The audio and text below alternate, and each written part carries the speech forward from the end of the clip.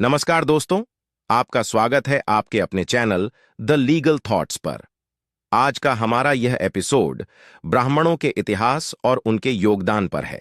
अगर आपने हमारा पिछला एपिसोड नहीं देखा है, तो कृपया उसे देखें। वह एपिसोड चिरंजीवियों पर था और इसका लिंक डिस्क्रिप्शन बॉक्स में दिया गया है। तो चलिए शुरू करते हैं आज का एपिसोड।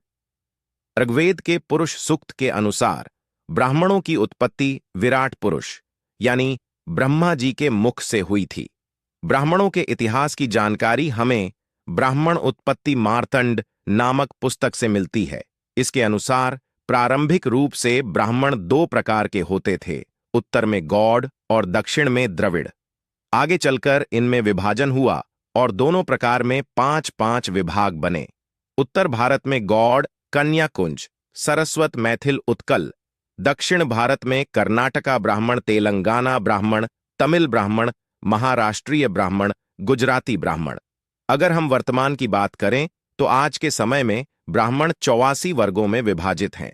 इस विभाजन में विभिन्न भौगोलिक और जातीय समूह शामिल हैं जो देश भर में ब्राह्मण समुदाय की विविधता को दर्शाते हैं। ये वर्ग विभिन्न परंपराओं, संस्कृतियों और रीति रिवाजों का पालन करते हैं। इस विभाजन की जड़ों में ऐतिहासिक, सामाजिक और धार्मिक कारक शामिल हैं, जिनकी वजह से ब्राह्मणों के विभिन्न उपवर्गों का निर्माण हुआ। बिल्कुल, ब्राह्मणों का भारत के इतिहास में महत्वपूर्ण योगदान रहा है और वे हर युग में देश की सेवा में अग्रणी रहे हैं। ब्राह्मणों का योगदान प्राचीन काल वेदों और उपनिषदों की रचना। ब्राह्मणों ने वेद, उपनिषद और अन्य धार्मिक ग्रंथों की रचना में महत्वपूर्ण भूमिका निभाई। धार्मिक और दार्शनिक विचार। ब्राह्मणों ने भारतीय धर्म और दर्शन के विकास में योगदान दिया। मध्यकाल राजनीतिक और सांस्कृतिक नेतृत्व। कई ब्राह्मणों ने विभिन्न राज दरबारों में सलाहकार और मंत्री के रूप में कार्य किया, जिससे सांस्कृतिक और राजनीतिक दिशा में योगदान हुआ। स्वतंत्रता संग्राम 1857 का विद्रोह। मंगल पांडेय, जो कि एक ब्राह्मण थे, ने 1857 के विद्रोह में महत्वपूर्ण भूमिका निभाई। उनकी वीरता और बलिदान ने स्वतंत्रता संग्राम को प्रेरित किया।